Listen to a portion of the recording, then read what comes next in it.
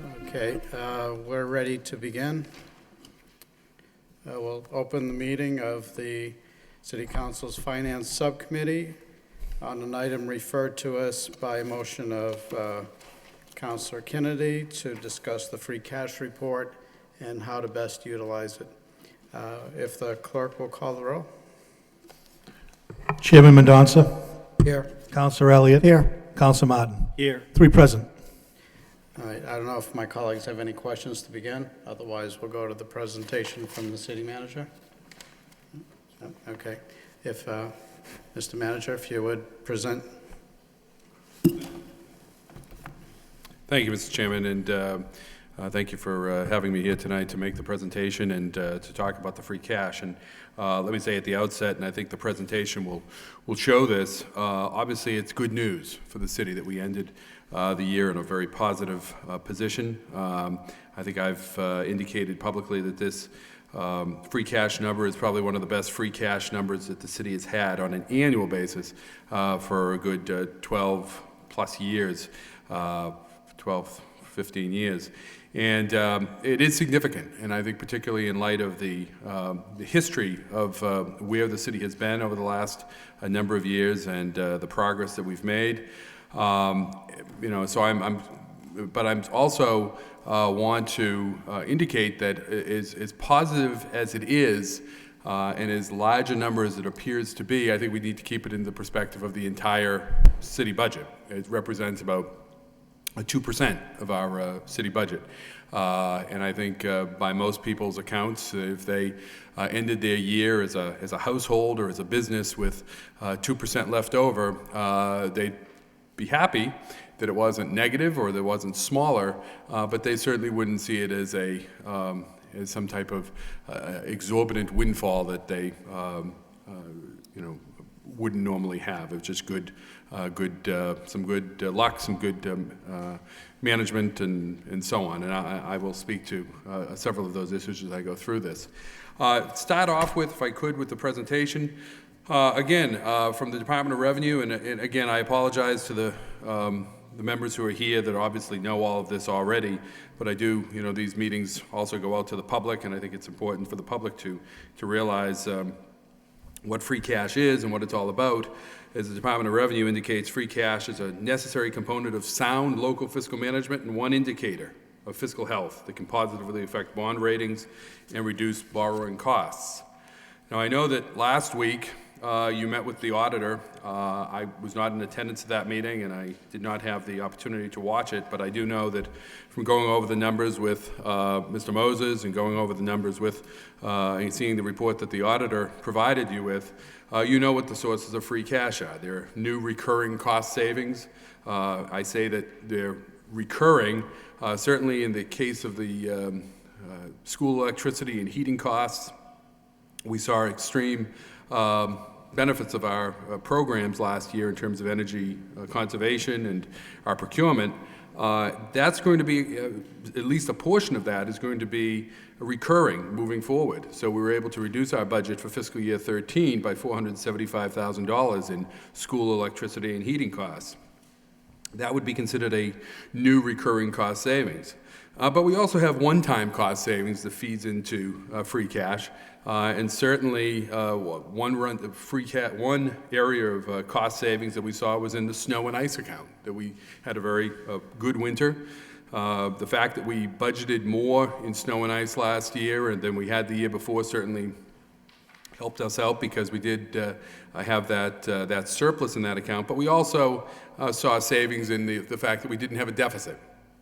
Historically, the city spends about $3 million on snow and ice. Last year, we spent about $900,000. So we were able to turn back $438,000, but $2 million of savings that we normally have to, or $2 million that we normally cover, became just sort of savings that we were able to cobble together from various departments and put that towards our free cash account.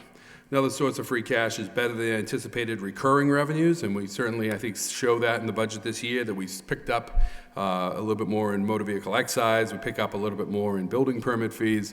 Those are going to be recurring. We know that. And then, of course, we have one-time revenues. The fact that we got the Wheelabrator settlement last year, and we got the we were able to reconcile the cash finally after about 12, 14 years, that we were able to close that out and put that into the general fund. We were able to close the arena enterprise. Those are one-time revenues that, we're not going to see necessarily again. Which leads us then to the question of why free cash? And as I said earlier, I think there's three basic factors that come into play here. Obviously, I'm going to sit before you and tell you that a big chunk of it is management. That the financial management team that we have in place, the department heads going out and doing what they can to save money, the employees doing what they can to save money, is all part of turning back money to the benefit of the city government as a whole, and I would argue to the taxpayers. We also see good fortune. Good fortune plays a role in that. Good fortune, I guess, is something that you kind of make out of what you do that comes from your management activities. But certainly the fact that we're seeing continued economic development in the city that promotes or provides the additional revenues to us is what I would characterize as good fortune. And then we have good luck. And the good luck certainly is the fact that we had a warm winter last year, and we had the savings in the snow and ice account. We saw the savings in the utility, some of the utility costs. Again, the auditor went through a number of these last week with you, but if I could, without looking necessarily at the dollars and cents, Lowell's free cash, the $6 million number that we're talking about, the 6.4, basically comes from, as I indicated, the $2 million that we normally see in departmental savings that are usually put towards a snow and ice deficit. Now, those aren't $2 million that we know exactly where they are. The example I've been giving is that, in a given year, the treasurer's office may have a staff change and there's $10,000 saved as we work to fill that position. Well, the following year, that $10,000 is going to be used by that department, but there might be a vacancy in the Parks Department that saves $10,000 that we that goes towards the bottom line's free cash number that we have. Out of the total $300 million operation that we have, the $2 million is sort of always there somewhere, and we look for departments to tighten their belts as we go through the year and turn that money back to us, and that is something that we know pretty much is going to be there historically as long as they're doing their jobs. The other areas I've already talked about is the snow and ice savings with the new realistic budget number. If we had budgeted at what the snow and ice account had been normally budgeted at, we would have been probably at about a $200,000 shortfall. The fact that over the last several years we've worked that snow and ice budget up to about $1.4 million shows that we're being more conservative in our budgeting practices to actually budget what we spend, or getting closer and closer to that goal. Whereas in prior years, because the city is allowed, because municipalities are allowed to spend over that, many communities budget that very low, and that had been the case here in the city of Lowell. So we would have had the somewhat embarrassing, if you will, a situation where we would have had a very, very warm winter with barely any snow, and we would have been going out saying that we had a deficit, and that would have certainly been not a positive for the city, and that would have cut into our free cash number. We have a history, and I think our budget document shows this, of being very conservative in our forecasting of revenue. This is an area that gets many communities into trouble, and I think if you look back, and actually in a few minutes we'll look at a slide that sort of illustrates this, of communities that are very aggressive in their revenue forecasts. The end result being that you can find yourself quickly in a deficit position. Because when you set up your, if the Department of Revenue allows you to even put the numbers forward, but if you do, when they do allow you to put it, and you don't hit those targets, then you find yourself drawing down whatever free cash you might have, or if you don't have any, putting you into a negative position. And that's certainly what the City of Lowell experienced in the early 1990s when the Oversight Board came in. And it's in fact, as you'll see, what the City of Lowell experienced during the early mid-2000s. That we drew down free cash, not by necessarily putting it towards the reduction of the tax rate, but instead by just eating anonymously, if you will, without anyone really recognizing it. We ate into all of our free cash. And again, I think the chart that I'll show you in a minute shows you that. We have seen, again, better than anticipated revenue due to improving economic conditions. We see debt service savings through debt timing, the way that Mr. Moses is, and our advisors work out the timing of our debt, and the utilization of bond refunding opportunities. And that's something that we came to the council, and the council supported the effort to give the administration, the finance, the CFO in particular, the opportunity to go out and refund bonds when we saw an opportunity for savings. We saw that last year, and we've already begun talking about a refunding coming up soon that we think will save one of our enterprise funds about $1.5 million. So that's the type of management technique that we can use to actually produce some savings. We see intergovernmental reimbursements through FEMA. We see savings from capital investments and improved procurement. And the obvious example there is our energy costs have gone down because of the way we buy electricity and natural gas, and also because of the savings that we see due to the conservation measures. Looking back, if you will, I think that we need to put this in some type of perspective for the City Council and for the community as a whole. If I could just walk you through this very quickly, I have a couple of charts that show this. In 2003, which would have been June 30th or July 1st, 2002, the city had $17 million in free cash. In fiscal year 2004, we used about $4 million of that, which knocked it down to $13 million. The following year, we used $7.8 million, which knocked it down to $5 million. The following year, we used $3.6 million, which knocked it down to $1.4 million. The following year, 2007, which was the real crunch year for us, we used 3.7 more, which knocked us into the negative. We made progress in 2008, getting us back above, or knocking the total free cash, the certified free cash, from the negative 2.2 up to a negative 1. And then, as you can see, we continue to get annual free cash, or change in free cash, if you will, in the positive, except for fiscal year 10, which was a particularly bad year given the economic conditions nationwide.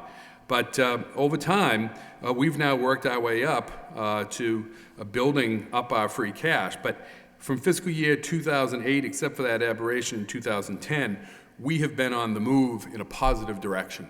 And that's following a drawdown, substantial drawdown of free cash of some $17 million, and then slipping into the negative of free cash. So how did that happen? And that's where the next one becomes even more interesting to look at. The change in cash reserves, you can see that the numbers really work out the same way. In fiscal year 2004, we had that $17 million. That $17 million number that you see there, though, is in fact, it's not exactly the same as you see in the chart above of 17,037. The 17,260 includes the $4.2 million in Chapter 17 reserves that the state required that we establish back in the early 1990s when the Oversight Board was here. But in fiscal year 2004, the city used $4 million in cash reserves that to go towards the budget. $1.5 million of that, $4 million, was used to reduce taxes. We increased the excess levy capacity, the difference between what we can tax under Proposition 2.5 and what we do tax. We increased that by $1.5 million to a $12,300,000 number. So there's we were $12 million below what the state said we could tax. In fiscal year 2005, the year that we drew out $7,847,000, in fact, there's some misunderstanding about this, I think, publicly. There was the sense, and that, by the way, drew us down to $9 million in reserves, in cash reserves. There's been some misunderstanding that that went towards reducing taxes. It didn't.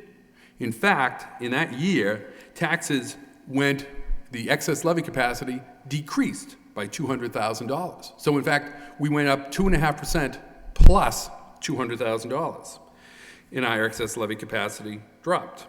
In fiscal year 2006, again, cash reserves went down by $3.6 million to a level of $5.7 million. And again, the misunderstanding is that that went towards some type of tax relief. In fact, taxes in the city went up by $2.7 million plus 2.5%. And our excess levy capacity dropped down to 9.3. The same holds true in 2007, where we changed our cash reserves by $3.7 million, and our excess levy capacity went up to 2.5% plus $4.2 million, bringing us to an excess levy capacity of $5 million between what we could tax and what we did tax. You then see from 2008 to 2009, a couple of interesting things happened. Now, there were some small red numbers you can see in the change in excess levy capacity, where of $8,000 or $87,000 that we ate into that excess levy capacity again. But if you look at the bottom line figures, in fiscal year 2013, the year we're in right now, we changed our cash position by from $5.2 million up to, we now will have $14 million between the Chapter 17 account, our stabilization account, and what we currently have in free cash. You also see that in the excess levy capacity, we have continued over that same period of time that we've built our reserves, we have increased our excess levy capacity back up to nearly where it was in fiscal year 2006. That we have, again, the characterization that's painted out there is that somehow we've taxed and taxed and taxed over the last several years, but in reality, the numbers don't lie. We've actually grown the excess levy capacity from that $5 million in fiscal year 2007, and the budget that was put in place at that time, we've grown it up to $9.2 million. While other communities have been staying at basically zero in their excess levy capacity, we have been growing ours. While other communities have been eating into their reserves, we have been growing ours.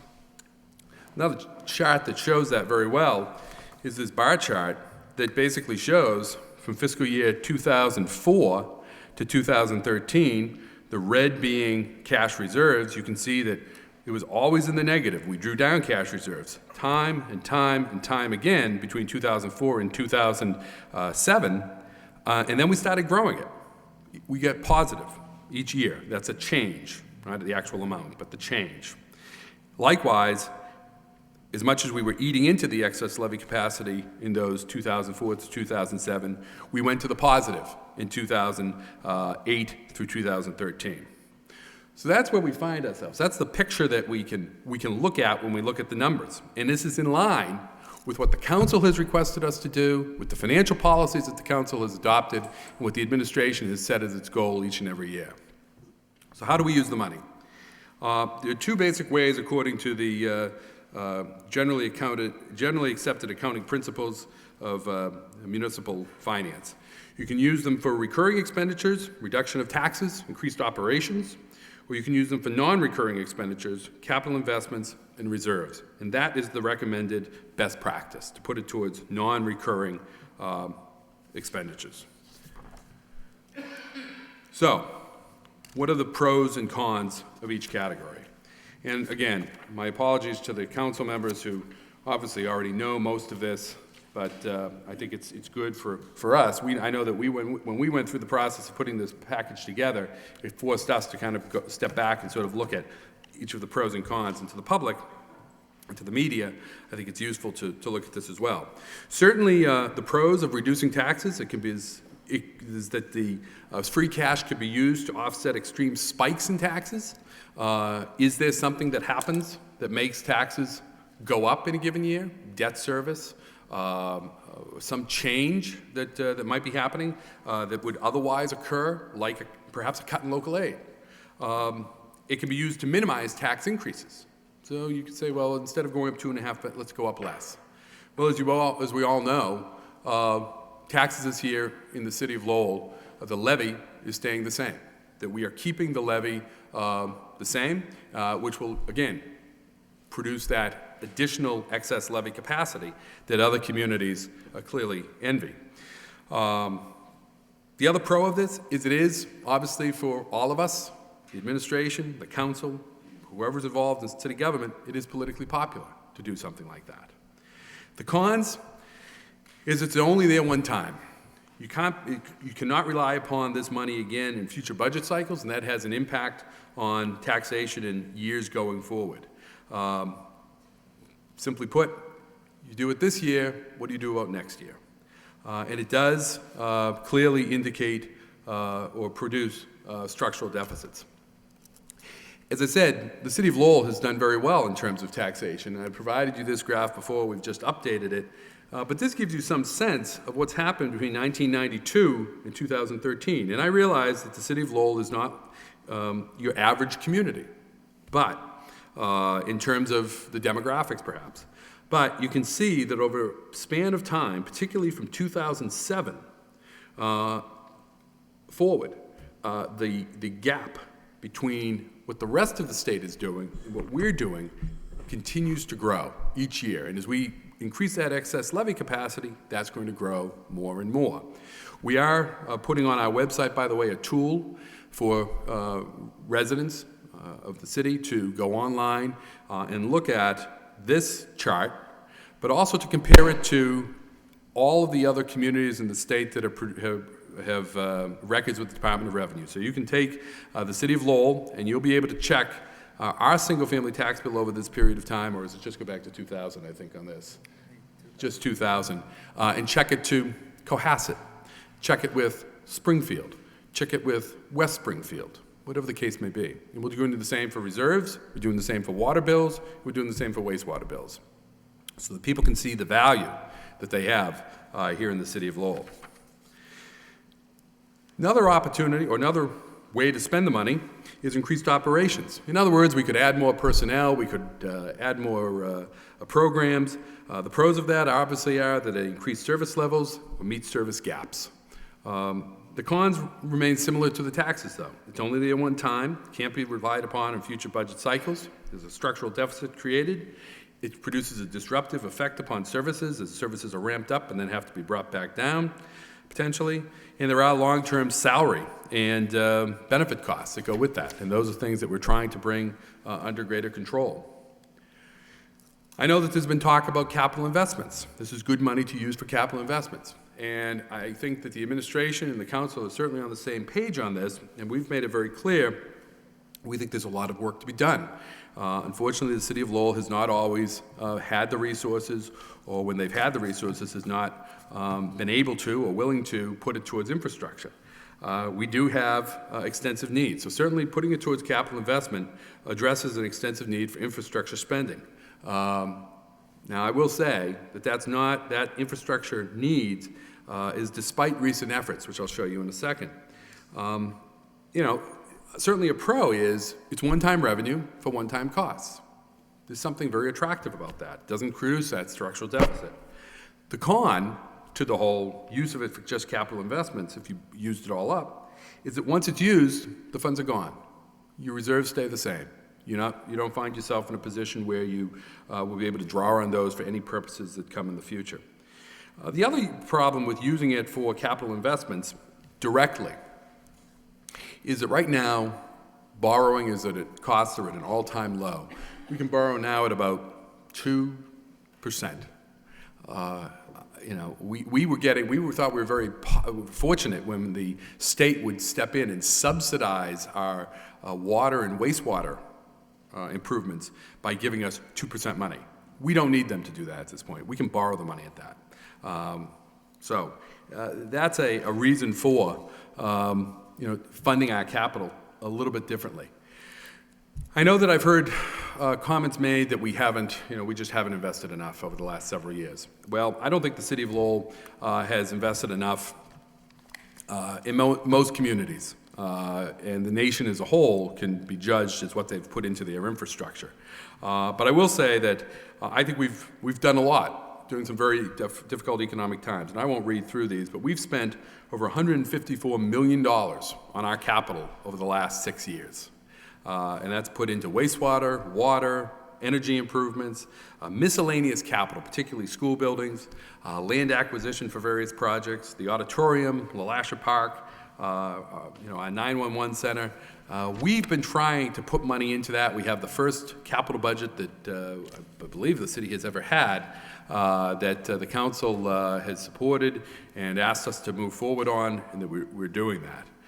That's not to say that there aren't remaining capital needs. In fact, if you look at what we have on our capital plan, we have next year scheduled $5.4 million, fiscal year 15, $21.1 million, fiscal 16, $3.5, fiscal 17, $1 million, that we have in accumulated capital projects that have come forward to us.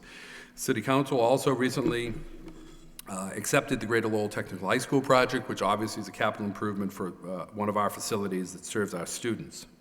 Not included in the capital plan are a police station. We know that the city of Lowell at some point has to do something about its police station. In likelihood, we'll have to do something about our fire station. And I would argue, and I think most people would, that the fire station, the central fire station, is in a totally wrong location.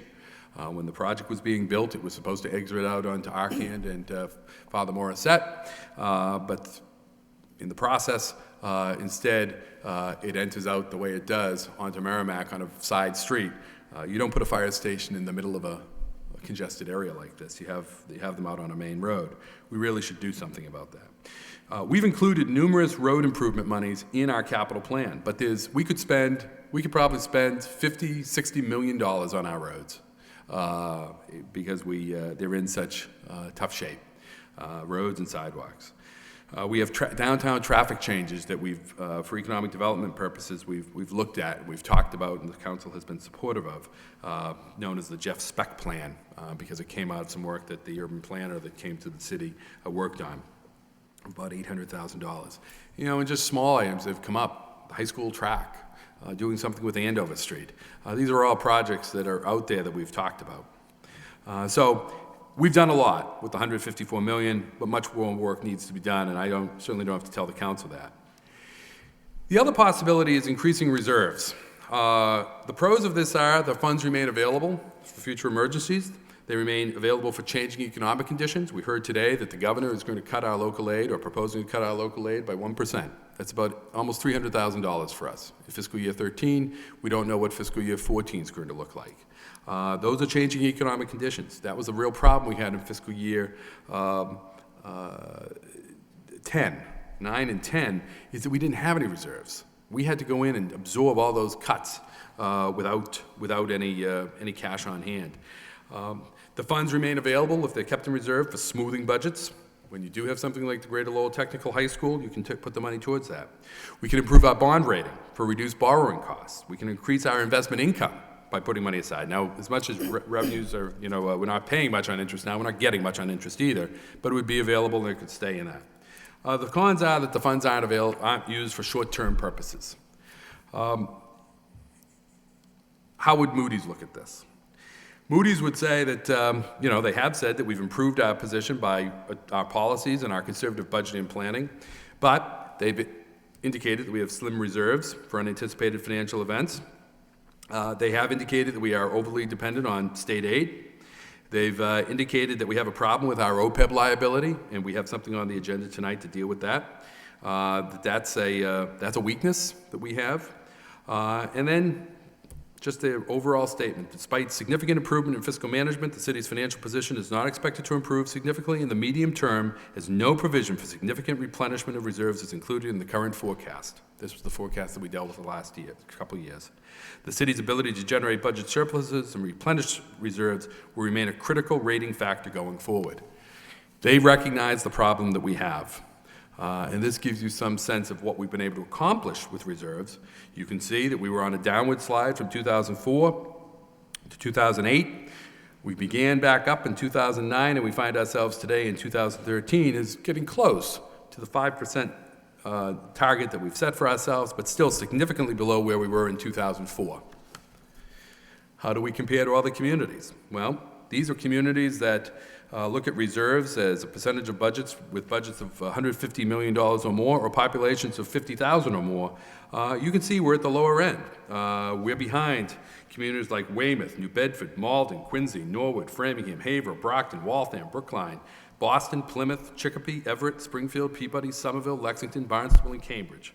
We are ahead of Fall River, Newton, which has demographics that change their position, Lawrence, Revere, Medford, Taunton, Lynn, and Worcester. So we're ahead of some, but we're behind most. We do recognize, the administration does recognize that I think Councilor Mercier has been very straightforward with this. This is taxpayer money. We recognize that. We respect that. But we believe that it being taxpayer money, like every bit of money we spend, every penny, we're required to provide some responsible stewardship. And that's focused on long-term perspective, sustainability, stability, maintaining essential services, maintaining infrastructure, and controlling tax levels. And I think we've done that. Do we have the copies of the forecasts? We've looked at several different forecasts, and we'll give you copies of those. I apologize, we don't have those right in front of you right now. Essentially, it's a base scenario, a scenario with some level of tax reduction. I know that that's been talked about, certainly, by some councilors, that we should use some of this free cash for tax reduction. Other councilors have certainly indicated that we should use it for capital investments, and there's an argument made, obviously, for both of those.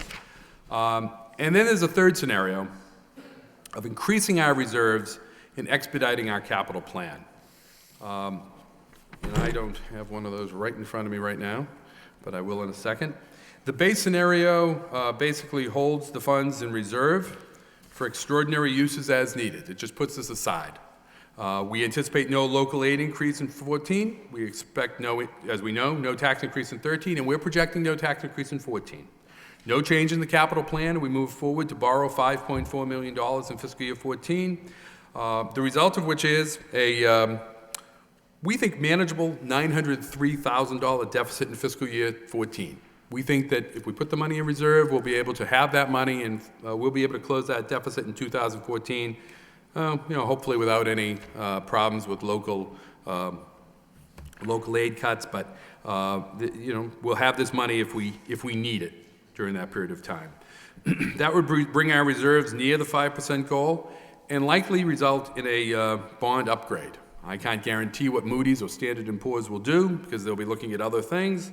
But you can see that in 2014, we'll have a small $900,000 shortfall. In 2015 and on, we're actually showing a bit of a surplus. But that's with a 2.5% increase. So perhaps we don't do that during those years. And we have other savings that reduce it down even further, or we use money in other ways. The second scenario is scenario number one, which is a tax reduction. We believe we saw in the paper or talked about the possibility of spending $1 million less in taxation in fiscal year 13. The average single-family taxpayer would see a benefit here of about $30, we estimate. Again, in this forecast, we don't indicate a change in local aid, which is probably not going to happen, but that's when this scenario was done. It was before we weren't able to update this today. The $900,000 shortfall in fiscal year 14 grows, obviously, to $1.9 million, which means we'd have to make some serious cuts next year or raise taxes. Instead of being flat, they'd have to go up a pretty sizable amount. And I guess more notably is in the out years, 15 through 18, we'd be running deficits, because once the taxes aren't there, then it starts to fall off. So you would potentially pick that up by increasing taxes in 2014, which you wouldn't have to do under the other scenario. So you'd have that to fill the structural deficit. We would still increase, if you only used $1 million, we'd still increase our reserves, but be below the 5% goal, and therefore the bond rating upgrade is what I would say unlikely. Scenario number two, sorry to be running through all these, but scenario number... Mr. Manager, just a second. Sure. The pages handed out by Mr. Moses are numbered 1 through 4. If Mr. Moses could say which one of these alternative scenarios each one is tied to, because it wasn't one-to-one.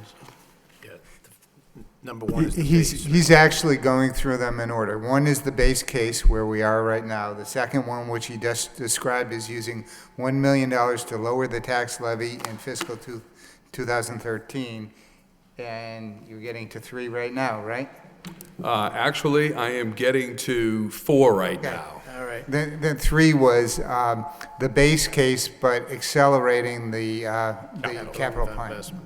All right, thank you. Continue, Mr. Manager. I apologize. Scenario number 2, which would be page number 4, would be using the 6.4 to fund the fiscal year 14 capital instead of borrowing. It would generate a surplus in fiscal year 15 forward. As you can see, that would, we'd still have that $903,000 shortfall in fiscal year 14 that we think is manageable, but it would create those, because we wouldn't add that debt service, we would be growing bigger surpluses in 15, 16, 17, and 18 in our 5-year forecast. The bond rating would remain the same because the money would be gone, and it's possible that Moody's would see this as an opportunity lost and take a negative action. It would change our outlook. Perhaps not downgrading as much as change our outlook, because they would see this as money that was positively spent on one-time costs, but at the same time, the opportunity to increase reserves would be lost. I guess more crucial, though, is that if we were to use this full 6.4, we would lose the use of that money in the case of an emergency or an economic downturn. Scenario number 3, as you probably are going to guess in a minute, is the proposal that we would advocate. This is on number 3 in your handout, that we would increase our reserves, add the $6.4 million to our stabilization fund, while simultaneously coming to the council with a plan to expedite our capital improvements. We think that this would give us the flexibility, having that cash on hand, to instead of just borrowing $5 million plus next year, that we would increase it to $12 million in fiscal year 14 and fiscal year 15. And the effect of that is, and again, we would hold the funds in reserve for extraordinary uses. We anticipate no local aid increase in 14. We still have no increase in 13 that we have now, as we know now. For 14, we would work within that to manage that $900,000 deficit and have no tax increase next year. But we would quickly put $12 million out on the street to fund projects at a time of record low borrowing and a very positive purchase environment. Construction costs are down overall, labor and otherwise. Our arguments for number 3 are within the very highlights of what I just spoke of. We'd improve our reserves to gain improved borrowing costs through improved bond rating. Our reserves will remain available in the event of decreased local aid. They'd be available for future budgetary dips because we'd be expediting the capital spending. We'd receive investment income. Hopefully that will start to come on as interest rates change, but we'd be borrowing at a lower rate. We'd be able to move projects forward sooner, and there's no lack of projects out there, certainly. And again, this would maintain our ability to provide 13 and likely 14 without a tax increase. We think that that scenario gets us the best of all worlds. We have the reserves, we maintain the reserves. We get the bond rating, hopefully, upgrade as a result of this. And we get to maintain the no tax increase in 13 and 14. We get the capital moving forward. And all of the goals of the City Council and the administration are met. You know, if I could just close, I think if I went back and showed you, and I put those all up there as I got talking, but if I went back and showed you the charts that I think are indicative of the management actions that we've taken over the last several years in terms of holding the line on taxes by increasing that excess levy capacity is evidence of our commitment to manageable taxes for the city. I think the fact that we've also grown the reserves during that period of time of decreased local aid, tough economy, is again indicative of the management capacity of this administration. And I would use that as evidence of, the proposal that we put forward is intended to carry on that same type of philosophy. I apologize for the length of time I take, right. but once you get me going on municipal finance, I just can't stop. Thank you, Mr. Manager. I certainly appreciate the efforts of the manager and his administration. I know it takes a lot of discipline to produce these results, financial discipline, and I certainly, for one, appreciate it. At this time, I'd like to recognize that in addition to the subcommittee that's present, we also have Councilor Mercier, Mayor Murphy, Councilor Noon, and Councilor Laurie present, so I appreciate that. I agree that we need to handle this in a sensible manner, in the sense that we don't want to waste the opportunity. Certainly, as speaking just as an individual councilor, that we need to accomplish the pledge of no tax increase this year, first and foremost. After that, I do think we need to build up our reserves as the manager is proposing, but we also need to do some capital improvements that are done wisely, whether it's done through borrowing, using this as the basis for accomplishing that. It will be up to the manager to make a recommendation. I know later at the regular council meeting, we have a sustainable plan that's being presented. And there's lots of things that could be capital improvements that have been on our wish list for quite some time. There are street improvements that need to be made. There's a map in there that shows the streets that need either base improvements or structural improvements, and it covers just about the entire city. Just about every section has many streets on it that could use improvements. We've talked many times about traffic improvements, and we have antiquated signalization at many intersections. Some are already in the process of being addressed. There are plans to take care of those in the next couple of years, but there may be some one or two intersections that we could accelerate using these sorts of funds. We have the plan for downtown to make it more accessible by converting streets from one-ways to two-ways. And usually the argument against doing that right now would be that we have signals in place and it'd be very costly to change them. That's another opportunity we have here in order to accomplish that. So I appreciate the recommendations of the manager and can certainly see myself supporting them in any reasonable way. At this time, I'll open it up to questions. Councilor Elliott. Thank you. I don't have any questions.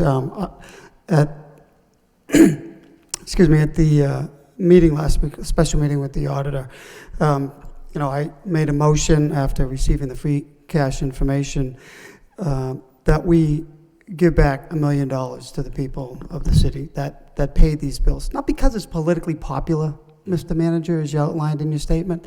That's not my point. My point is what has been stated in the past. It's the people's money. Now, am I suggesting that we give all of it back? Am I suggesting, nor have I ever suggested, that we deplete the cash reserves? No, not at all. And I don't want to go back too far to why there was $17 million. But one could argue that was a good thing. And I was here, and it was a good thing. And it's hard to sit in this seat and say, well, we're going to raise taxes, but we're not going to give back. Yet we're sitting on $17 million or $13 million. No one could have predicted that we were going to hit a recession like we did. It's unprecedented. I mean, but we've gone through it. So I'd like to make that motion that we take $1 million and give it back to the people and reduce taxes by that amount. And there was also, there was an $87,000 levy increase, and I think that should be included. I don't think there should be any levy increase as well. But at the least, I make that motion because I think it's the right thing to do. I think it's the right thing to show people at home. Maybe $30 might not be a lot to you, Mr. Manager, but to people at home living paycheck to paycheck, it could be a couple of meals. It could be filling up their gas tank one more time, and it is a lot to some people. Ask our seniors. So that's the motion. I have some other comments, but, taxes have gone up. I understand we can use numbers to make a different argument, but in June of last year, you provided information that to us about the levy. I mean, since 2001, now, this is your information, the levy has increased from 62.5 to 104.5. I mean, that's since 2001. I mean, the average single-family tax bill, in 2001, it was $1,995. It's, as of last year, it's $3,300. That's a steady increase of, 8%, 6%, 2%, 4%, 5%, 7%. So I just bring these numbers up to justify people have paid, and I think they deserve a break. I think the news from the governor today, I was even more cautious knowing that a week ago, the governor indicated we don't know, everything's going to be on the table. There's a deficit. Revenues aren't coming in as anticipated. So knowing today that there essentially will be little, if any, or I guess there will be some small cut in local aid, that's good news to me. Should we be careful for next year? Yes, I think that we should put the bulk of these reserves, bulk of this free cash into reserves to prepare. But that doesn't mean, as I mentioned last year, people are struggling now. I mean, even the state level. The governor has used their rainy day fund so there wouldn't be tax increases. And I think that while we're saying there's not going to be no tax increases this year and hopefully next year, I think that's a good thing. But there's nothing wrong with a tax decrease either, to show people we understand you gave this money. Mother Nature was helpful. We've had some luck with interest rates being so low, and we hear you, and this is what we think we should be doing, as well as put it in reserves. So the other thing I wanted to just suggest, Mr. Manager, and I appreciate the fact you want to compare tax bills to what's taking place online. I would also like to see that you put the median income of those communities in comparison to the tax bills, because I think we have to be careful, say, okay, in comparison to these communities, this is what the income levels of the city of Lowell is. And because we're not as wealthy as many other communities. So I wanted to just bring that up as well in my comments. So I know we're short on time. I will keep my comments brief, but that is a motion. All right, just on the motion, I don't personally support it, but I'm going to second it for discussion. I will be very quick, Mr. Chairman. Just briefly. Yes.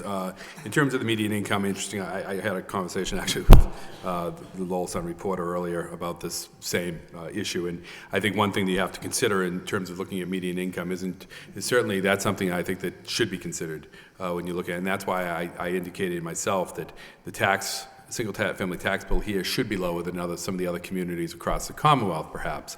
But we also have to take into consideration that many people of below median income are in rental units, and the rents don't necessarily reflect taxation. They reflect market conditions. A large segment of the increase in the levy between 2001 and 2013 is new growth. It isn't additional taxes on people. The other point I would make is that the largest chunk of the increases that took place here in the city of Lowell during that period of time were not during the recession. The use of the free cash did not happen during the Great Recession. As this chart indicates, it actually took place in 2005 through 7. That was before the crash. The crash hit in 2008. So that's what I want to avoid, sort of history repeating itself, where times are getting a little bit better and we use up that. But I appreciate your comments. Again, I don't mean to debate or just to Well, you are. But that's okay. And I understand, because at that time, and I agree, and I have advocated year after year after year, we shouldn't be using free cash. We shouldn't be counting the chickens before it's hatched, and that was taking place. It was creating a structural deficit. When you create your budget, don't build in free cash. But, you know, if I was in the minority, I really don't want to relive that. We're here talking about today and what is available in free cash, and we're not using that free cash figure during the budget preparation. We're using it after for one-time non-recurring events, reducing debt service, give people a tax break.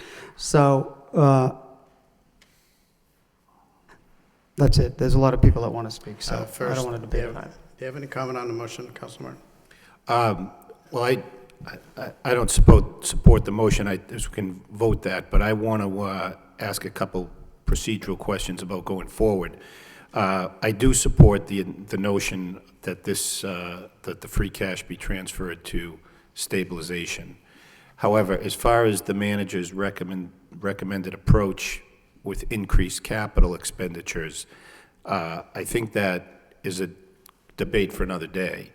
At least it is in my mind, because I think we've seen that capital plan. In fact, when we voted for the capital plan in this year's budget hearing, I did say I was going to support it for this year, but I had a lot of questions about the out years, and there's probably been change in circumstances even since then.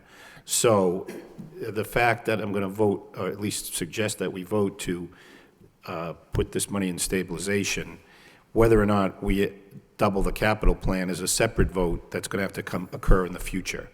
I think I'm right about that, and if I'm not, I'd No, that be corrected. that is correct. I'd have to come forward with a proposal on that. So with that caveat, I'd support the administration's recommendation on what we do with this. All right, we're running short of time, so if I could just have the clerk call the roll on the motion. Counselor Madonza. No? Counselor Elliott. Yes. Counselor Martin. No.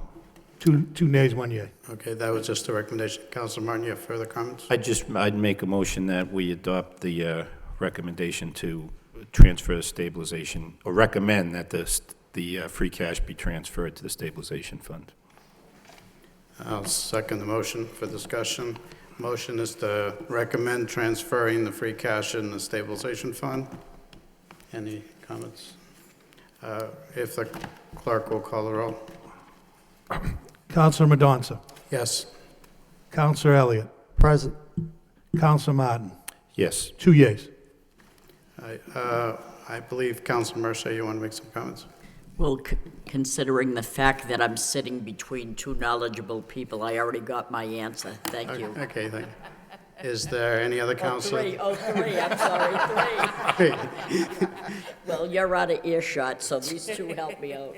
Any other councilor that wants to make a comment? Anyone in the audience would like to comment on the topic? Hearing none and seeing none, do we have a motion to adjourn? We have the recommendation to the manager. So moved. Moved by Councilor Martin. Motion to adjourn? Yes, second. Second by Councilor Elliott. All those in favor say aye. Any opposed say nay. The subcommittee stands adjourned. Thank you.